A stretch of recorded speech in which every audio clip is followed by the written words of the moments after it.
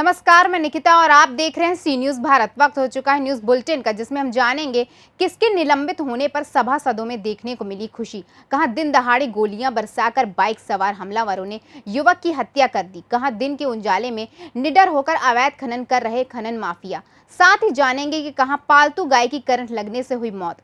ऐसी खबरों पर विस्तार से करते हैं चर्चा। विकास कुमार उर्फ लाला वार्ड नंबर 16 के सभासद हैं, जो जनता के प्रति कोई भी कार्य, चाहे नाला सड़क, वार्ड में सफाई, चाहे भ्रष्टाचार के खिलाफ अपनी आवाज़ उठाते रहते हैं। चाहे कोई अधिकारी जनता के प्रति कार्य ना करता हो तो आंदोलन भी करने को तैयार हो जाते हैं। भ्रष्टाचार अधिकारियों के खिलाफ जब भी आवाज़ उठाई, आंदोलन किया है। उनके ऊपर फर्जी मुकदमों में फंसाकर कई बार उन्हें जेल भी भेज दिया गया, लेकिन वह अपनी आवाज़ को नहीं दबने देते। यो नगर पालिका दिनेश विश्वकर्मा के भ्रष्टाचार के आरोप में आंदोलन करते रहते हैं, लेकिन कोई कार्यवाही नहीं की जा रही थी। उसके बदले में उन पर फर्जी मुकदमा कर उन्हें ही जेल भेज दिया गया है। अपना एक परिचय बता दीजिए। जी, मेरा नाम विकास पांडे लाला है, बड़ी नगर पालिका से सभासद और पटरी दुकानदार समिति का अध्यक्ष। विकास जी, आप देखा गया है भ्रष्टाचार के खिलाफ हमेशा आपने आवाज़ उठाया है, कई बार जेल भी गए हैं। आज एक अचानक सूचना मिला कि दिनेश विश्वकर्मा जी पद से हटा दिया गया, क्या है मामला? देखिए, मामला ये है कि आप लोग के माध्यम से सारे लोग, आप लोग भी जानते हैं कि जो भी भ्रष्टाचार के खिलाफ लड़ाइयाँ हम लोग लड़ते रहते हैं। तो छात्र राजनीति से आने के बाद जब सामाजिक राजनीति में हम लोग आए हैं तो कहीं ना कहीं एक विकास का ही मोटो और एजेंडा है। लेकिन कुछ भ्रष्ट अधिकारी या कुछ भ्रष्ट जन नेता कहे जाए तो कहीं ना कहीं उन विकासों को अपने भ्रष्टाचार में सीमित करके जो है उसको रोक देते हैं। तो बहरहाल आपको जानकारी होना चाहिए, कभी कुछ दिन पहले मैं जेल गया था और इसी अधिशासी अधिकारी द्वारा जो है मेरे ऊपर 10 लाख रुपये का जो है रंगदारी लगा के जेल भेजा गया था। और आज मैं बताना चाहता हूँ आपको कि जिस मामले को मैं लेकर लड़ रहा था, आज स्वयं राज्यपाल ने और शासन ने उसको यहाँ से निलंबित कर दिया है और उस भ्रष्ट अधिकारी के ऊपर कार्रवाई कर दी। तो कहना मैं ये चाहता हूँ कि आज इतना लेट होने के बाद इस तरीके से चीज़ें सामने निकल के आ रही हैं, कहीं ना कहीं शासन को इस पर जो है अंकुश लगाना चाहिए। मैं दिखाना चाहता हूँ कि इन सारी चीज़ों को, जिस मामले में आज ये यहाँ से निलंबित हुए हैं, वो सारी चीज़ें उपलब्ध हैं। सामान की खरीदारी, जो जेम पोर्टल, इन सब के लिए यानी नहीं होता है कि सोने की चिड़िया हो चुकी है। जेम पोर्टल के मध्य से जो है ये लोग बहुत बड़ी अनियमितता किए हैं। उसके बाद आप देख सकते हैं कि सारे अधिकारी जिस जांच को मैंने कराया था और भी जो हमारे सहयोगी थे जो जांच कराए थे, उनमें हर जगह इसकी अनियमितता पाई गई, लेकिन शासन में साथ गांठ होने के चलते इसके ऊपर कार्रवाई नहीं हो पा रही थी, जिससे इतना समय लग गया। लेकिन एक चीज़ हकीकत है कि सत्य कभी यानी परेशान उसको किया जा सकता है, लेकिन उसे पराजित नहीं किया जाता। तो मैं धन्यवाद देना चाहूँगा सूबे के जो हम लोग के मुखिया हैं, माननीय मुख्यमंत्री जी को और माननीय राज्यपाल महोदया को, और ख़ासतौर से डीएम साहब को, जो इसके खिलाफ की जाँच करवा के और ये कार्रवाई की। और देखा गया है कि आज जितने भी सभासद हैं उनमें खुशी का एक उमंग देखने को मिला, क्या है वो? जी, मैं बता देना चाहता हूँ, समय तो सबका लास्ट चल रहा है। जिस तरीके से जब से नगर पालिका आया था, नगर पालिका में इसने पूरे नगर पालिका को जो है तोड़ मरोड़ दिया था और इतनी धन उगाही की थी। मैं भी सिस्टम से जुड़ा, सिस्टम को समझने की कोशिश किया हम लोगों ने, लेकिन जब मैं सिस्टम में गया, सिस्टम को करीब से देखा, तो जिस तरीके से ये कुछ अधिकारी भ्रष्टाचार करते हैं, भ्रष्टाचार में लिप्त होकर जो है जो जनता का, जो आम लोगों का जो टैक्स का पैसा होता है, उसका ये लोग जिस तरीके से अपना दुरुपयोग करते हैं, आप समझ सकते हैं। अभी सोचिए कि जिसको 8 लाख का पेमेंट करना था, उसको इसने 18 लाख रुपये का पेमेंट कर दिया था। अपने घर की जो उसकी यानी कई सारे मामले हैं और धीरे धीरे उजागर भी और सारी चीज़ें होंगी और ये जेल तक जाएंगे। मैं आपसे बताना चाहता हूँ, मैंने आज आपका जो भी मेहनत का रंग लाया, ये मानते हैं। जेल जिस चीज़ के लिए मैं जेल गया था, जो मेरे ऊपर आरोप लगा था, आज भगवान ने और बलिया के लोगों ने सिद्ध कर दिया कि सत्य परेशान हो सकता है, पराजित नहीं।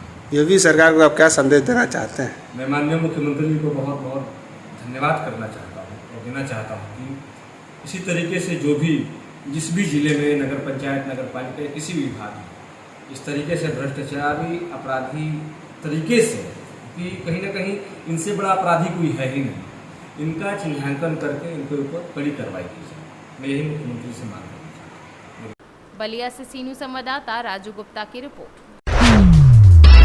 किसी को काम करने की जिज्ञासा अगर मन में हो तो ईश्वर भी उस काम में उसकी हर संभव मदद करता है। अपने छोटे छोटे कार्यों से ऊंचाई पर पहुंची संभल यूथ फाउंडेशन का नाम आज संभल में किसी से छुपा नहीं है।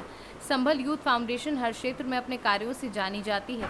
कई वर्षों से गरीब असहाय लोगों की हर संभव मदद के साथ साथ इन युवकों ने 1 वर्ष पहले food for hungry food for everyone नामक व्यवस्था का आयोजन किया। इसके अंतर्गत झोपड़पट्टी में रहने वाले संभल के अलग अलग इलाकों के लोगों को जाकर लगातार 1 साल से भोजन मुहैया करा रहे हैं। इसके अलावा झोपड़पट्टी में रहने वाले लोगों की जिस तरह से भी मदद होती है निरंतर करते हैं। आयशा, कहाँ रहती हैं? जिला शाहजहानपुर, आप कहाँ रह रही हैं? संभल। अच्छा, ये खाना बांटते हैं, कैसा लगता है आपको? अच्छा लगता है। कब से खाना बांटते हुए? 1 साल से 1 साल से लगातार हमारे बच्चे भूखे नहीं रहे थे। लॉकडाउन में भी इन लोगों ने बड़ी मदद हमारी करी, हमारे बच्चों की। और क्या कहना चाहती हैं आप? हमारी बड़ी मदद हो रही है यहाँ तुम्हारे संभल के अंदर, खाने पीने से, दवा दारू से, हर चीज़ से, सब चीज़ से आप सब मदद चीज़ करते से। हैं।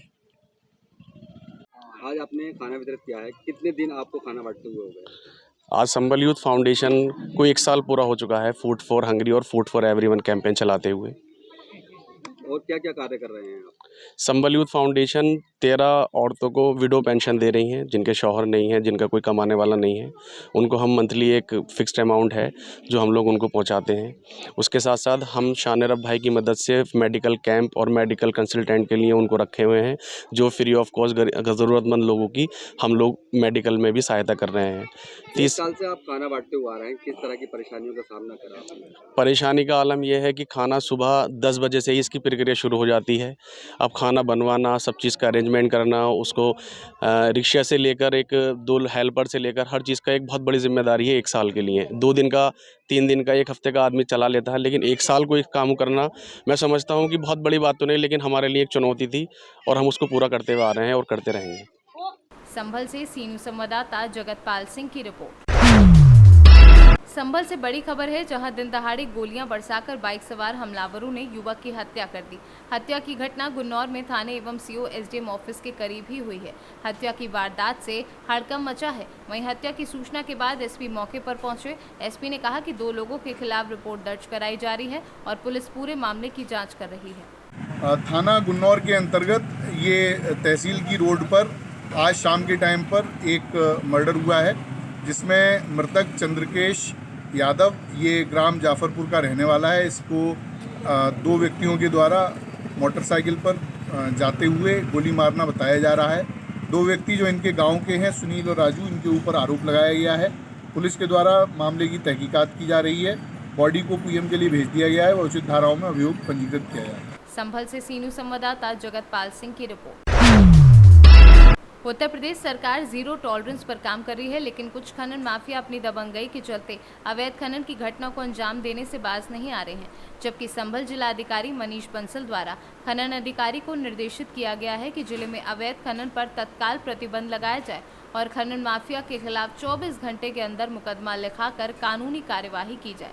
लेकिन खनन माफियाओं के आगे जिलाधिकारी के आदेश भी छोटे पड़ गए हैं। बता दें कि ऐसा ही एक मामला संभल थाना हयातनगर क्षेत्र के ग्राम आडोल में देखने को मिला।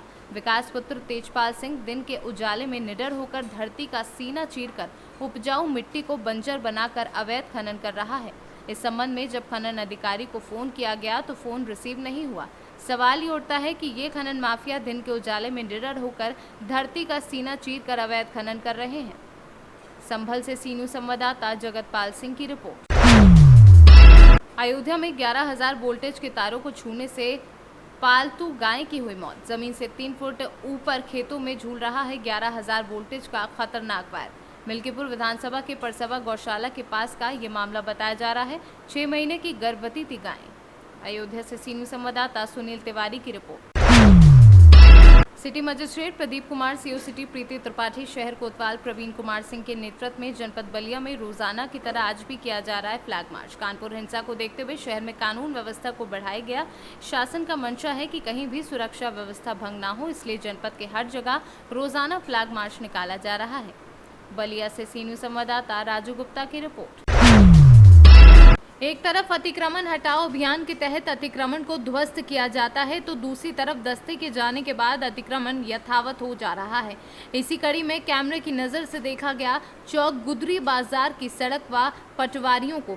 वैसे तो ये सड़क काफ़ी चौड़ी भी है, साथ ही इसके दोनों तरफ लगभग 8-8 फीट का फुटपाथ भी है, लेकिन इस सड़क की चौड़ाई आपको रात के 10 बजे के बाद से सुबह 8 बजे तक ही दिखती है। सुबह 8 बजे से रात को 10 बजे तक पूरी पटरियों पर दुकानदारों का कब्जा हो जाता है।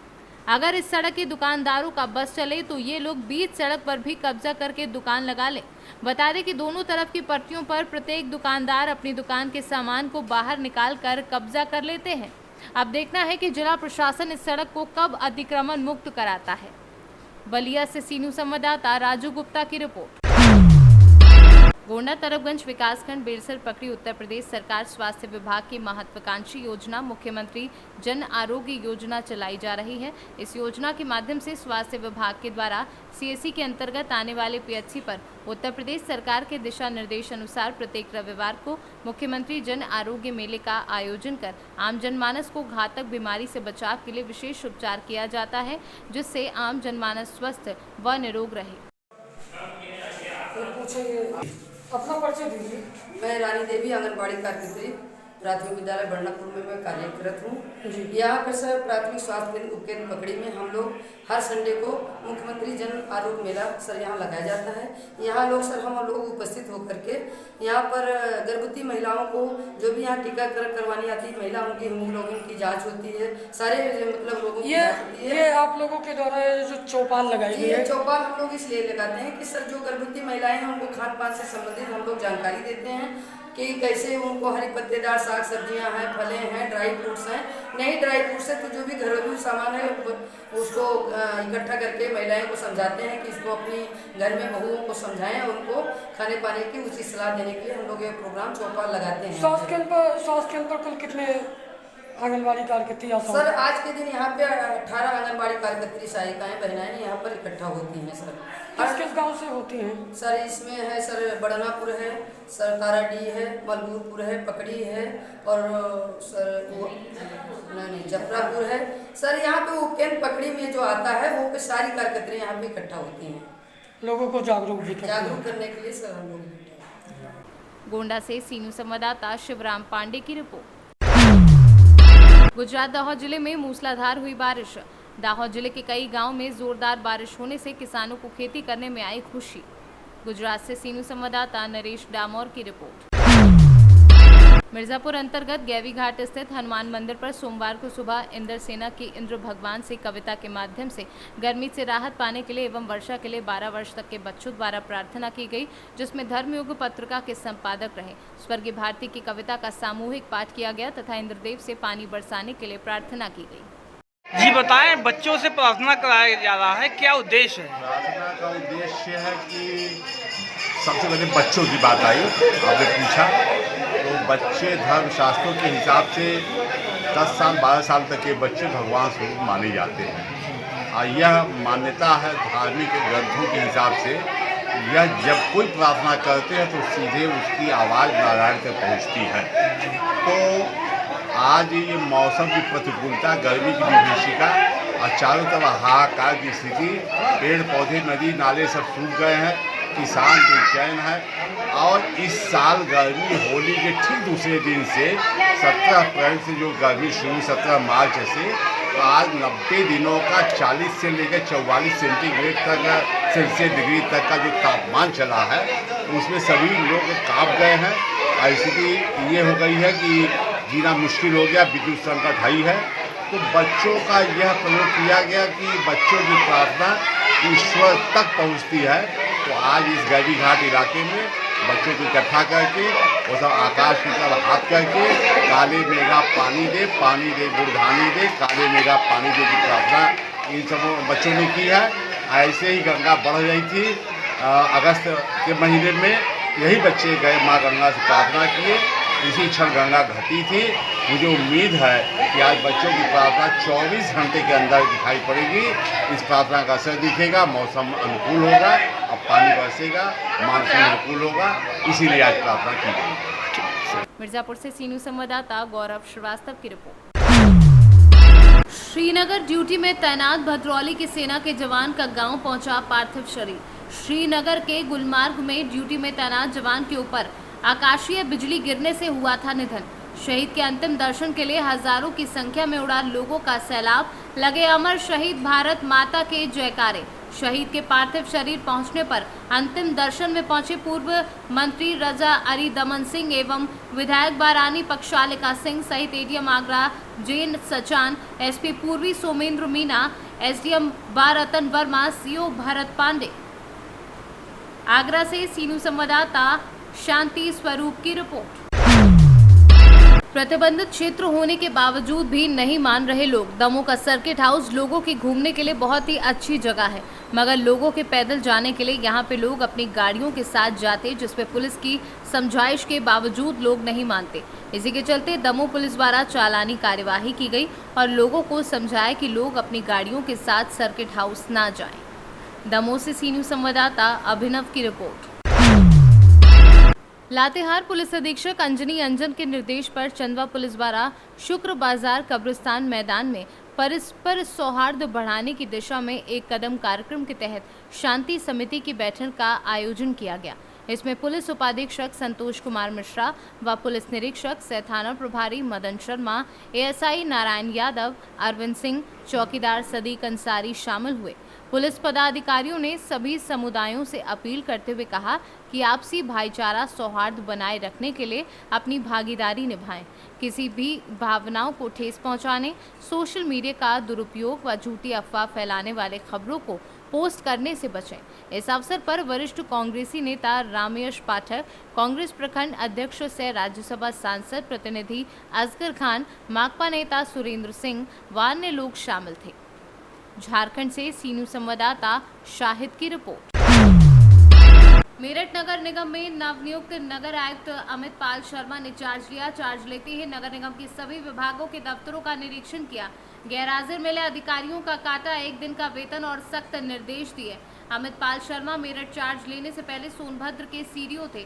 आज नगर आयुक्त अमित पाल शर्मा ने चार्ज लेते ही नगर निगम के अधिकारियों में खलबली मच गई है। मेरठ से सीनू संवाददाता जावेद अब्बासी की रिपोर्ट। रायसेन जिले के बेगमगंज तहसील के सुल्तानगंज के ग्राम गोरखा में कुएं पर नहाने गए 3 बच्चों की डूबने से मौत हो गई। बताया जा रहा है कि तीनों बच्चे आपस में बहुत ही गहरे दोस्त थे।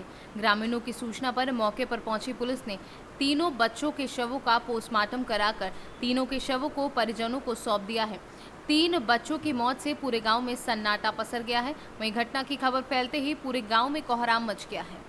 कल दिनांक 12/6/22 को सूचना प्राप्त हुई थी। ग्राम गोरखा में 3 बच्चे कुएं में गिरकर मृत हो गए हैं। सूचना की तस्दीक में तत्काल रवाना होकर मौके पर तस्दीक की। जो ग्राम गोरखा में खेत पर मिलन बैरागी अपने खेत पर अपने दोस्तों के साथ आशीष बैरागी और पृथ्वी बैरागी के साथ नहाने के लिए गया था। तीनों की नहाते समय कुएं में डूबने से मृत्यु हो गई। तीनों का पीएम शासकीय अस्पताल सुल्तानगंज से कराया गया है एवं सब परिजनों को सुपुर्द किया गया। बाद मर्ग कायम कर जांच में लिया गया। रायसेन से सीनू संवाददाता अरशद मसूद की रिपोर्ट। फिलहाल के लिए इस न्यूज बुलेटिन में बस इतना ही। देश और दुनिया की तमाम खबरों के लिए देखते रहिए सी न्यूज भारत।